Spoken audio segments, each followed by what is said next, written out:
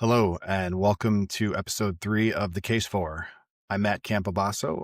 Once again, I'm your host and your guest.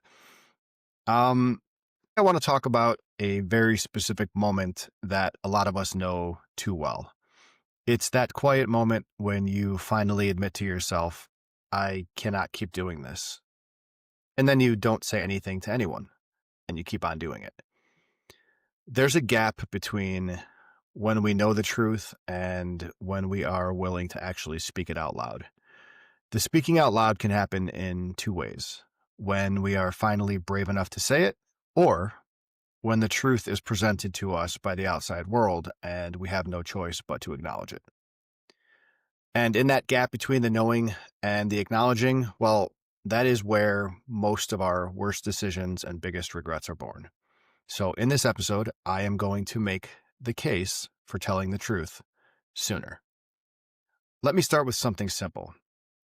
I want you to think about a time in your life when something eventually blew up. It could be a job that you walked away from after you were burnt out, a relationship that crashed, or a season of your life where you woke up one day and thought, how did my life become this? If you rewind that story far enough, there's almost always a quiet moment in the background where you thought, this isn't working. Or, I'm not okay. I cannot keep living like this. You didn't say it into a microphone. You didn't say it in the midst of a big fight. You said it to yourself. In the car, in the shower, lying in bed at 2:30 a.m., staring at the ceiling. And then you just swallowed it. You told yourself, it's just a rough patch. It'll calm down once this project is over. I don't want to cause drama. Now is not a good time to redesign my life or to have a crisis. So, on the outside, nothing changed. But on the inside, everything changed, because at that point, you're carrying two realities: the truth of the life that you're performing and the truth of the life that you're avoiding. And again, the gap between those, which is what I like to think of as the distance between your outside life and your inside life, is really what I want to talk about today. There's a quote that is often attributed to Martin Luther King Jr. that goes, "Our lives begin to end the day we become silent about things that matter." And while obviously Dr. King intended that to be about politics and public injustice, I think it actually transcends that, because it's about those private moments or those injustices where we do to ourselves those things that occur when we stay silent about things that matter most in our lives, in our homes, in our careers, and inside of our own hearts. Most of us aren't silent about everything, but usually we are silent about those things that matter most, through truth we already know about our own life. So that's the setup. There's the moment we know, and then there's a long delay in actually saying it. So now I want to slow down and I want to look at why that delay exists in the first place. You're not dumb. I'm not dumb, usually. But my point is, we generally know when something is off. So why then do we live for months or years or an entire lifetime with a truth that we won't say out loud? Let's talk about a few of those big reasons. So if I say this job is wrong for me, then I might have to face, okay, what does that mean? What does that mean with respect to money? What does that mean with respect to my identity or my ego? Especially in the law or in leadership roles, your job isn't just your job. It's your story. It's your LinkedIn headline. It's your cocktail party introduction. To say this isn't right for me can sometimes say, hey, maybe I'm not who I thought I was. Or if I say this marriage isn't okay, that might mean counseling, conflict, heartbreak, a change in what your family looks like. And it's not just the relationship. It's holidays, it's kids, it's where you live, it's money, it's how other people see you.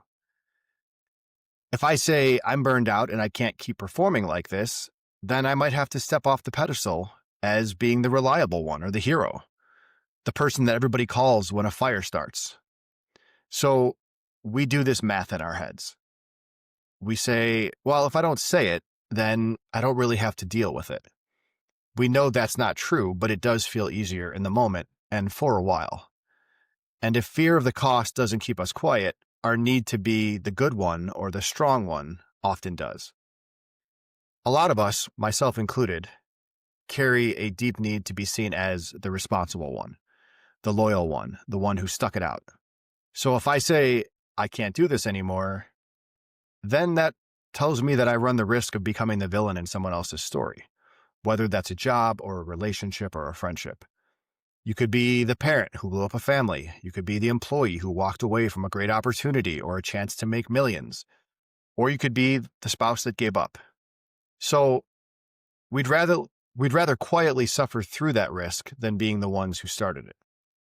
So we stay silent and we tell ourselves we're being noble. But often we're not being noble, we're being scared. And if that weren't enough, we've got this other thing we do, magical thinking. We tell ourselves, once this quarter ends, it'll get better. Once the kids are older, life will be easier. Once things calm down, I'll deal with it. We treat time like a therapist, but time by itself does not fix things. Time just buries things deeper. Silence plus time does not equal healing. Silence plus time equals infection. It's like leaving a wound under a bandage and saying, if I don't look at it, it's probably fine. And underneath all of this is maybe the biggest reason of all. We're scared of who we'd have to become if we told the truth. So if I say this isn't working, suddenly there's an entirely new version of me on the table. Maybe that's the version that goes to therapy, sets boundaries, admits they need help, leaves something that looks good on paper but terrifies their ego. That new self is unknown, and as any 5-year-old will tell you, the unknown is scary. So, more often than not, we choose familiar misery over an unfamiliar future. Carl Jung has that line, until you make the unconscious conscious, it will direct your life and you will call it fate. But we know the truth. We bury it, and then we call what happens next as just the way it is. So that's why we don't say it. We're afraid of the cost. We don't want to be the bad guy. We hope it'll fix itself, and we're terrified of who we might have to become if we are honest about what we're feeling. So now I want to shift away from why we stay silent to what do we do instead? How do we cope when truth is living inside of us and we refuse to say it out loud? The gap, the distance between what we know and what we say, it's not neutral. You can't just hold that tension forever without doing something with it. So we cope. And to be clear, I'm not looking down from a mountaintop on this. I recognize a lot of these in me. To me, I think the 5 most common ways that we cope with an unspoken truth are as follows: overworking, numbing, getting judgmental, emotional distance, and chasing distraction and novelty. And sometimes some of these things overlap. One thing that you do might be 1 or 2 of these things. So let's walk through each one. Overworking. This one's socially acceptable.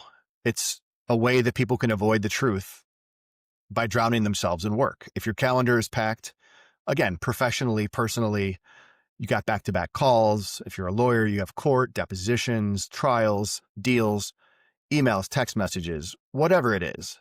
All of these things make it so that you don't have to sit quietly with your actual life.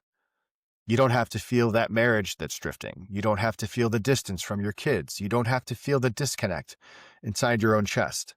You just keep grinding. From the outside, it looks like they're a machine. They can handle anything. They're built for this. From the inside, it often feels like if I slow down, my life is going to catch up with me. So you don't. You just don't slow down. You're not only billing hours or getting deals done or working overtime, you're burying awareness. That is one that I am incredibly guilty of. Number 2 is numbing. We've got our usual suspects. People who are drinking a little more just to relax. Perhaps drugs. You're scrolling until your thumb hurts. You're overeating or you're not eating. You're over-exercising or not exercising. Gambling, pornography, whatever your version is. The point here is not the thing. It's the escape. So the truth just keeps knocking at the door, and you turn up the volume on everything else so you don't have to hear it. It might just start as, I need to unwind, but over time it becomes, I don't want to be fully conscious for my own life. And the longer you do it, the more subtly you raise the dose. 1 glass becomes 3, 30 minutes of scrolling becomes 2 hours, just this once becomes a nightly ritual. It tends to have a snowball effect and not in a good way. All right, the third is getting judgmental. So, one of the sneakier coping strategies is moralizing. We become experts in everyone else's lives, their marriage, their parenting, their politics, their choices. We find ourselves so busy prosecuting other people that we don't have to turn inward to indict ourselves. So, you see this at dinner parties or in group texts, in comment sections online. Can you believe they just did that? If they would just do X, they would be fine. It looks principled, it looks righteous. Oftentimes, people use it as a way to say, look how much I care. But often underneath, if we're being honest, it's just avoidance. If I stay busy judging your life, I never have to quietly sit and admit I'm disappointed in my own. The fourth coping mechanism is emotional distance. You're there, but you're not there. You show up to that soccer game, the dinner, the meeting. You're a couple inches removed from your life, but you're not standing within your own life. You laugh a little bit, you nod at the right times, but inside, it's like your emotions, good and bad, are wrapped in bubble wrap. You're not fully angry, you're not fully joyful, you're just muted. Because if you ever let yourself truly feel, you might have to actually fully speak. You might have to say, I'm lonely in this room. I feel overwhelmed. I don't like the person I'm being right now. So you turn the dimmer switch down on everything. It's a way of saying, if I can't fix it, at least I don't have to feel it. And then last, chasing distraction and novelty. This looks like constantly taking on new projects, like a blog or a podcast, new hobbies, new purchases, sometimes a new crush or an emotional affair or something beyond that. Anything just to inject a little bit of adrenaline into a life you've secretly misaligned with. It's the midlife cliche, new car, new wardrobe, new obsession. On the surface, it sounds like I'm just trying new things. I love variety. Underneath, it's often, if I keep changing the scenery, maybe I won't have to change me. It's blaming the outward world rather than acknowledging that internally you have control.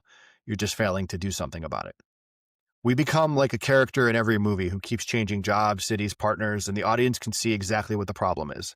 No matter where they go, there they are. So that's what happens next inside the gap. We cope, we numb, we distract, we overfunction.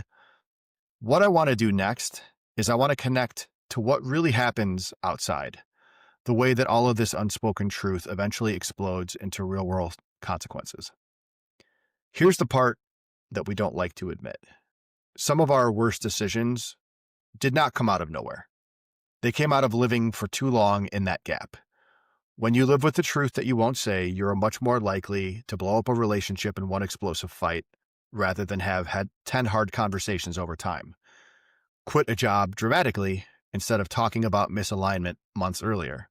Or look for comfort or validation in all of the wrong places because you were starving for something you never dared ask for. Again, I'm not excusing the choices that people make, myself included. What I'm saying is if you rewind them, you often find a long season of unspoken truth behind them. You can see this very clearly in a movie that came out a few years ago called Marriage Story. If you haven't seen it, it's a film by Noah Baumbach about a couple played by Adam Driver and Scarlett Johansson, and they're going through a divorce. By the time that we meet the characters, they're already separating, lawyers are involved. The hurt there is huge and it's really complicated. But sprinkled throughout the movie are these flashbacks and these monologues that show you what happened before the lawyers got involved. There's these little moments where you can tell someone didn't really say what they wanted. Someone swallowed their resentment to keep the peace. Someone chose the project or the distraction over the relationship one more time. And there's just an absolutely brutally gutting fight scene in the apartment where everything finally comes out. Years of unspoken truth hurled back and forth in one night. And nobody watches that scene who's honest with themselves and thinks, wow, that came out of nowhere. We know as the viewers of that film and of our own lives, this is what happens when you wait until the end to say the real thing. The tragedy of Marriage Story isn't just the divorce. It's that so much of the pain might have been different, or at least less shocking, if the truth had been spoken sooner, when it was small enough to work with. So we've talked about why we stay silent, the ways we cope, and eventually how it blows up. Now I want to come at it again from the inside and talk about what does all of this do to your relationship with yourself? There's a cost here that doesn't show up on paper, but it absolutely shows up in your soul. Every time that little sentence rises up, this isn't okay. You push it down, you send yourself a message. What I know doesn't really matter. My inner voice is not trustworthy. What you're doing is you're training yourself to ignore your own alarms. And so when you do need your intuition to decide, do I stay in this job or do I go? Do I change something? You don't know what to listen to. Everything feels fuzzy. You spent so much time ignoring something that you know to be true. You have this unreliable narrator going on inside your head. Because you've spent so long telling yourself your own sense of truth, it's dangerous. If redemption is about becoming a different kind of person from here forward, then fixing that relationship with yourself, your own sense of truth, is a huge part of it. And you cannot fix that without starting to act on what you already know. So here's what happens when we keep it all inside. I want to flip the lens and ask, what happens when we don't? What actually happens when we let the truth out of our heads and into the room? So when you say it, where does it go? When the words leave your head and they enter a room, what happens next? A lot of us obviously secretly hope that if we finally speak the truth, everything will instantly get better. Sometimes that happens. Sometimes telling the truth sooner leads to good change. A boss reworks your role so it's sustainable. A partner says, I've been feeling that too. Let's work on this. A friend leans in instead of pulling away. Or a counselor or mentor says, okay, now we're talking about the real thing. There are moments when you speak the truth and you feel the room get heavier and more honest in the best possible way. You realize this was a conversation that I needed to have 5 years ago. But other times, the truth does not fix things. It reveals that things are already broken. A marriage doesn't survive. You realize a job doesn't fit no matter how hard you've tried to make it fit. The friendship drifts because you're not willing to play that old role anymore. From the outside, this can look like a negative change. From the inside, though, something profound has shifted. You are no longer living that double life. You're not spending all of your energy propping up a version of reality you don't believe in. You might lose things. You might lose roles. You might lose people. But you stop losing yourself. There's that old line, the truth will set you free, but first it will piss you off. Sometimes the truth sets other people free too. Sometimes it just sets the record straight. Either way, you're no longer hiding from your old life. And there is a strange peace, even in grief, when you can say, this hurts, but at least it's an honest hurt. I'll take a painful truth over comfortable pretending, because at least from truth you can build something real. So that's the upside and the downside of speaking up, the freedom and the fallout. Now I want to talk a little bit about how we speak the truth and how we don't. Let's pump the brakes on something for a moment. When I say tell the truth sooner, I don't mean blurting out everything that you're feeling at all times, or unloading on people that haven't earned that level of access, or nuking your life in the name of living your truth. We're not going for chaos here. What I mean is much simpler and much harder. When you know something important about your own life, you start bringing it into words earlier, with the right people in a kind but clear way. Not weaponized honesty, responsible honesty. So that might sound like, I'm not okay, I don't need you to fix it, but I do need to say it out loud. Or, this workload isn't sustainable for me, can we talk about how to adjust it? Or, I love you, and lately I feel distant, I don't want to ignore that. Those truths invite conversations. They don't end it.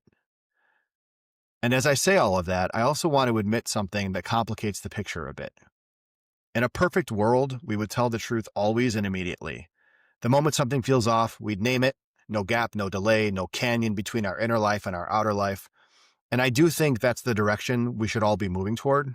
Less pretending, less delay, less acting. But anybody who's been around knows that real life is messier than that. A feeling that we later realize is truth doesn't always present itself as truth right out of the gate. Sometimes it shows up as something that's vaguely irritating, or a passing thought, or a sense of restlessness or heaviness that you can't quite name. You don't always know in a moment what you're feeling to be a deep truth, or whether it's that or a passing mood, or maybe it's just your nervous system reacting to a bad night's sleep or too much coffee. So there's a tension here.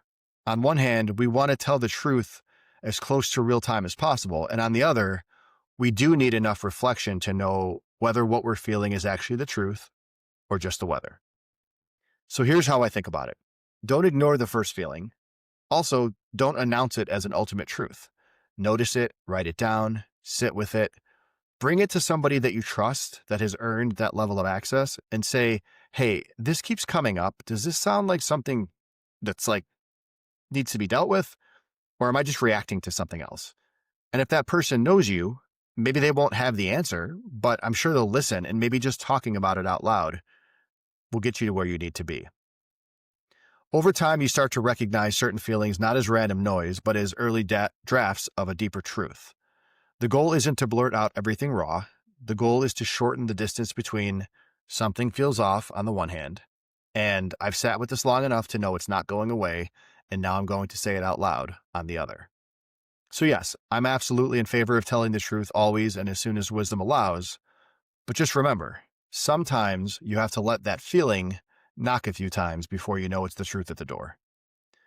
So we've talked about the gap, why it exists, how we cope, what happens when we don't speak, and what happens when we do.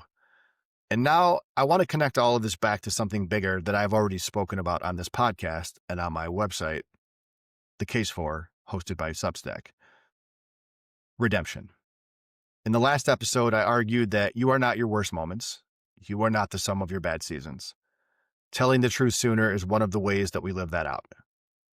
Past you may have stayed quiet for years until everything exploded. Redeemed you, current you, trying again, can start to shrink that gap. You will not do it perfectly. You will still mistime some of those conversations, and you'll still chicken out sometimes. But if on average you start speaking earlier, you can change the trajectory.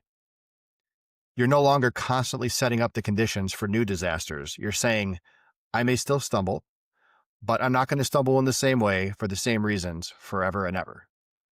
And if all of this feels a little bit abstract, I want this to land with a few concrete ways to start practicing this today, this week, quietly and safely in your own life.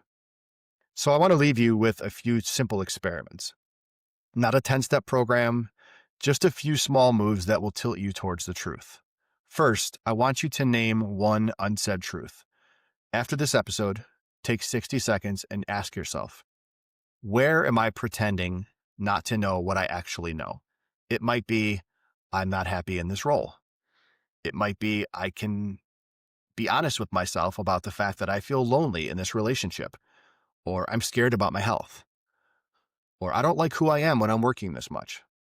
Then I want you to write down a sentence somewhere. That's it. Just don't fix it yet. Just stop lying to yourself about it. You wrote it. It's in existence. You have to live with it and acknowledge it. Next, I want you to draft the truth, but kindly. Write a first draft of how you would say this to someone that it affects. You're not going to send it. You're not committing to it. You're just practicing. For example, I'm grateful for this job, and at the same time, I feel completely drained. I don't think this way of working is sustainable for me. Or, I love you, and I feel like we've become roommates instead of partners. That scares me, but I just want us to work on it before it gets worse. The point here is not perfection. The point is to get truth out of your head and into actual language. The third step is tell someone safe. By that, I mean, don't post it on the internet. You don't need to tell 12 people on a Zoom meeting for work. Just find that one person who has earned the right to hear it. A close friend, a family member, a parent, a sibling, a spouse, a child. And literally say, there's something that I've known for a while and I haven't said it. I don't need you to fix it. I just need to stop being the only person who knows. I will tell you, breaking that secrecy is huge. Once the truth is in the room, it loses some of its power to paralyze you. And last, I want you to ask yourself a daily question. At the end of a day or at the end of lunch, did I avoid the truth today that I could have said kindly and sooner? If the answer is yes, just notice it. The point here isn't to punish yourself for not saying it. The point is to be aware that you didn't say it. And so over time, that question will move itself forward in your timeline. And from the end of the day to the moment itself, and you'll feel that little nudge in the moment to say, this is one of those times I can either hide it again or speak a little sooner. There's always going to be some space between when we feel something and when we say it. That's being human. But for a lot of us, myself included, that space has become a canyon. We have lived entire years of our lives on the wrong side of a truth we already know. We pay for it with our health, our relationships, our sense of self. And then we need huge acts of redemption just to crawl out of the wreckage. Telling the truth sooner, it's not going to make your life perfect or tidy, but it will make your life more honest. And honesty over the time is a form of mercy for yourself, for the people you love, even for people you've hurt. You don't owe everyone everything. You don't have to dump your soul out in public every time something occurs to you. But you do owe it to yourself and to those people closest to you the chance to work with the real story while there's still time. So this week, maybe just be 10% braver with that truth. Say, I'm not okay, a little earlier. Say, something needs to change before you hit a wall. I promise you that your story is not finished. And every single time you shrink that gap between what you know and what you say, you're writing a different story for yourself and those people that mean the most to you. Thank you for listening. If you want more of this kind of reflection in written form, I mentioned earlier that I do write over at Substack, a site called The Case For. You can find it by searching for the title. And if you want a song to go along with this, some of you who know me know how much I love music. I would recommend finding the song Tell the Truth by the Avett Brothers. It's one of my favorite bands. It's a very simple song. It's not a polished self-help anthem. It's actually very raw. It sounds like someone sitting across from you admitting where they've fallen short and asking for a more honest way forward. So put it on after this episode. Don't multitask, just listen. It's just a few minutes. And while it plays, ask yourself, what truth am I finally willing to admit to myself and maybe to someone else? In the meantime, here's to telling the truth, not perfectly, not dramatically, just a little bit sooner than we used to. Thanks for listening.